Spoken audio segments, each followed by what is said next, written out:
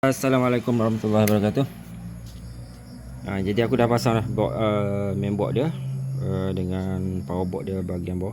Tapi aku tak kemas lagi lah. Ni ada lagi diode tu kat bahagian bawah tu, aku dah tak pasang lagi dekat heatsink ni. Aku nak test high voltage supply kat bahagian bawah ni.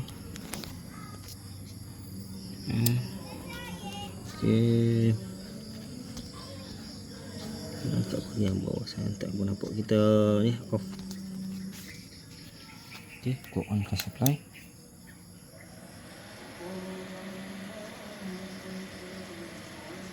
Okey, test.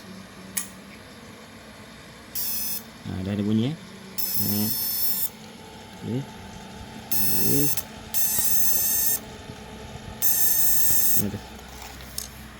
Apa nampak sebelah sini.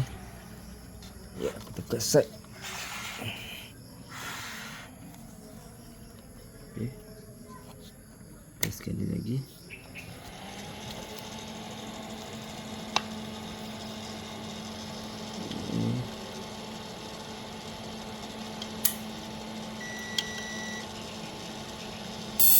Okey.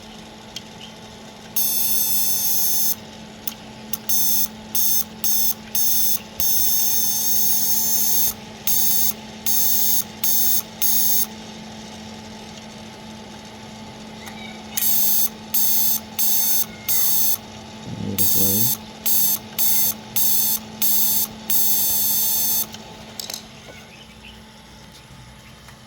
Okey, sebelum ni kerosakan dia high voltage ni tak ada.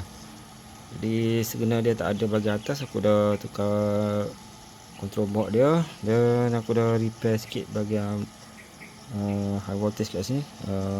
Ada diode yang terbakar. Kemudian frekuensi dekat bahagian control tu keluar 108. Boleh check kat sini. Ada 108.8 kHz. Sebelum ni dia tak keluar frekuensi ni. Okay, tak ada langsung. Sekarang ni dah keluar dah. Okey. Jadi ini nanti aku akan kemaskan balik. Aku akan minta tuan dia datang untuk test ni pula. Tapi aku sebentar aku akan test dulu. Ini aku test dulu. Kemudian aku akan panggil tuan dia untuk test ni lah. Okey, itu saja perkongsian. Assalamualaikum warahmatullahi wabarakatuh.